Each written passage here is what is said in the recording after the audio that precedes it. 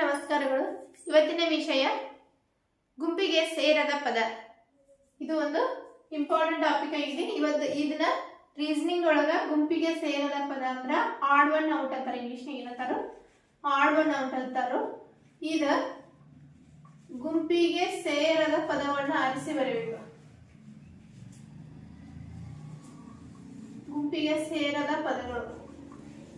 ಈಗ ನಾಲ್ಕು ಪದಗಳನ್ನ ಕೊಟ್ರ ಮೂರಕ್ಕೂ ಒಂದಕ್ಕೊಂದ ಹೋಲಿಕೆ ಇರ್ತೈತಿ.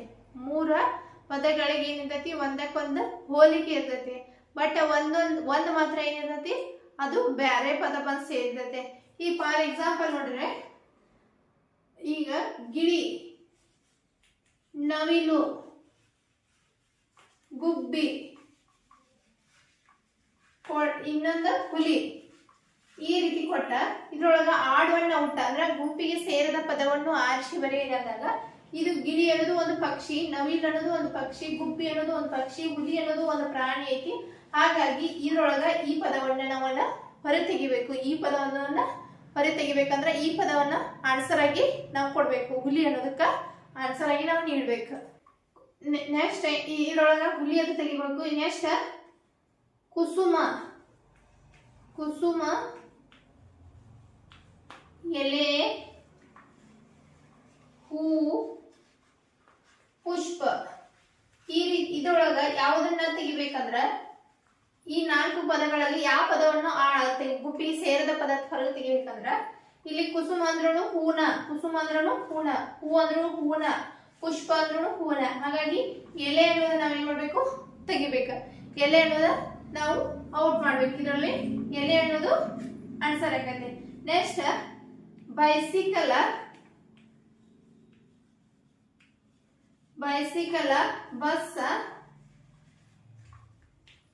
ಕಾರು, ಹಡಗು, ಹಡಗು. ಇದ್ರೊಳಗೆ ಎಲ್ಲ ತೆಗಿಬೇಕಂದ್ರ ಈ ಬೈಸಿಕಲ್ ಅಂದ್ರ ಸೈಕಲ್, ಬಸ್ ಅಂದ್ರ ರಸ್ತೆ ಮೇಲೆ ಓಡಾಡ್ತಕ್ಕಂಥ ಬಸ್ಸು, ಕಾರ್ ಅಂದ್ರ ಕಾರ್, ಹಡಗ್ ಅಂದ್ರ ಇದು ನೀರಲ್ಲಿ ಓಡಾಡ್ತಕ್ಕಂಥ ಬಸ್. ಹಡಗನದ ನೀರ್ನಾಗ ಓಡಾಡುವ ವಾಹನ ಆಗಿದೆ. ಹಾಗಾಗಿ ಹಡಗನ್ನ ತೆಗಿಬೇಕು ನಾವು. ಈ ಪದ ಇದ್ರೊಳಗ ಈ ಸೆಂಟೆನ್ಸ್ ಒಳಗ ಹಡಗನ್ನ ತೆಗಿಬೇಕ. ನೆಕ್ಸ್ಟ್ ಆಲೂಗಡ್ಡೆ, ಆಲೂಗಡ್ಡೆ, ಈರುಳ್ಳಿ,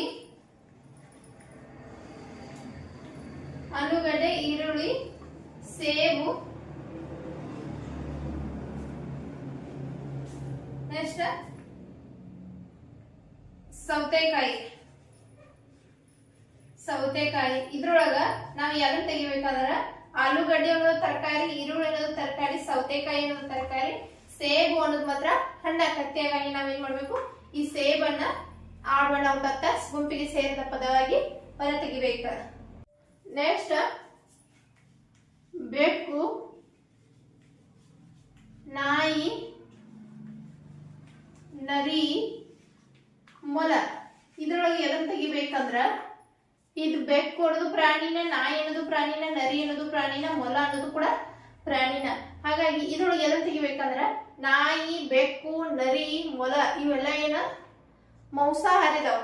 ಬೆಕ್ಕು ಮಾಂಸಾಹಾರಿ, ನಾಯಿ ಮಾಂಸಾಹಾರಿ, ನರಿನು ಮಾಂಸಾಹಾರಿ, ಮೊಲ ಅನ್ನೋದು ಸಸ್ಯಾಹಾರಿ. ಅದು ಉಳಿದ ಯಾವುದೇ ಪ್ರಾಣಿಗಳನ್ನ ತಿನ್ನುವುದಿಲ್ಲ. ಹಾಗಾಗಿ ಈ ಮೊಲವನ್ನ ಆಡ್ ಒನ್ ಔಟ್ ಅಂತ ತೆಗಿಬೇಕು. ಇದು ಮೊಲ ಅನ್ನೋದ ತೆಗಿಬೇಕು. ಇದು ಬೆಕ್ಕು ಮಾಂಸಾಹಾರಿ, ಇದು ನಾಯಿ ಕೂಡ ಮಾಂಸಾಹಾರಿ, ನರಿ ಕೂಡ ಮಾಂಸಾಹಾರಿ. ಹಾಗಾಗಿ ಮೊಲ ಒಂದ್ ಏನಾಕತಿ, ಸಸ್ಯಾಹಾರಿ ಆಕತಿ. Next Kerala, Calcutta, Bengaluru, next Bengaluru, Hyderabad.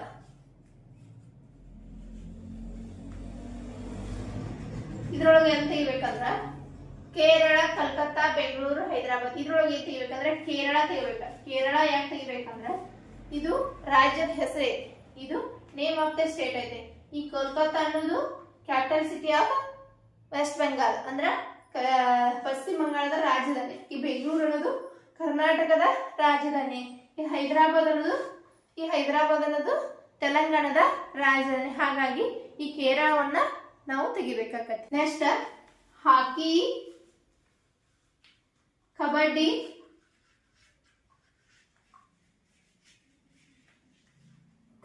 ಕುಸ್ತಿ, ನೆಕ್ಸ್ಟ್ ಖೋಖೋ.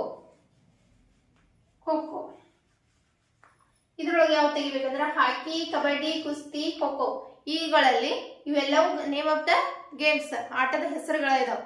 ಈ ಖೋಖೋ ಮತ್ತು ಕಬಡ್ಡಿ, ಹಾಕಿ ಅನ್ನೋದು ಗುಂಪಿನ ಆಟವಾದ್ರ ಈ ಚೆಸ್ ಅನ್ನೋ ಕುಸ್ತಿ ಅನ್ನೋದು ಸಿಂಗಲ್ ಆಟ ಆಗತ್ತೆ, ಅಂದ್ರೆ ಒಬ್ಬ ವೈಯಕ್ತಿಕ ಆಟ ಆಗತ್ತೆ, ಅಂದ್ರೆ ಒಬ್ಬ ವ್ಯಕ್ತಿ ಆಡಬೇಕಾಗತ್ತೆ.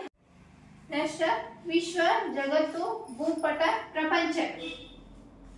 ಪ್ರಪಂಚ ಇದ್ರೊಳಗೆ ಏನಂತ ತೆಗಿಬೇಕಂದ್ರ ಇದ್ರೊಳಗೆ ಏನಂತ ತೆಗಿಬೇಕು, ವಿಶ್ವ ಅಂದ್ರೂ ಒಂದ, ಪ್ರಪಂಚ ಅಂದ್ರೂ ಒಂದ, ಜಗತ್ ಅಂದ್ರೂ ಒಂದ, ಭೂಪಟ ಅಂದ್ರ ಅದು ಒಂದ್ ಏನಿರ್ತೈತಿ, ಭೂಪಟ ಅಂದ್ರ ಒಂದ ಮ್ಯಾಪ್ ತರ ಇರ್ತೈತಿ. ಭೂಪಟ ಅಂದ್ರ ಮ್ಯಾಪ್ ಆಗಿರ್ತೈತಿ. ಹಾಗಾಗಿ ಇದ್ರೊಳಗ ಭೂಪಟವನ್ನ ತೆಗಿಬೇಕು. ಭೂಪಟವನ್ನ ಗುಂಪಿಗೆ ಸೇರಿದ ಪದಾರ್ಥ ತೆಗಿಬೇಕು. ನೆಕ್ಸ್ಟ್ ರೇಖಾಗಣಿತ, ರೇಖಾಗಣಿತ, ಬೀಜಗಣಿತ, ಬೀಜಗಣಿತ, ಅಂಕಗಣಿತ,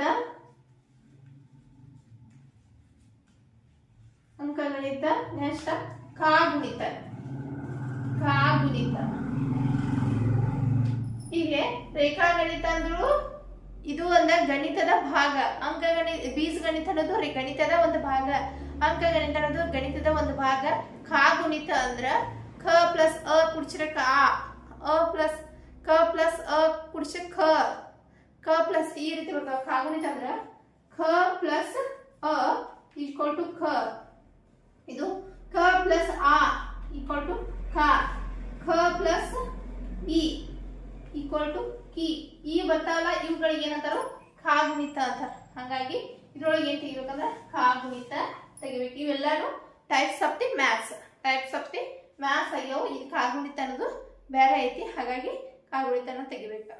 ನೆಕ್ಸ್ಟ್ ಸೀತೆ, ರಾಮ, ಆಂಜನೇಯ,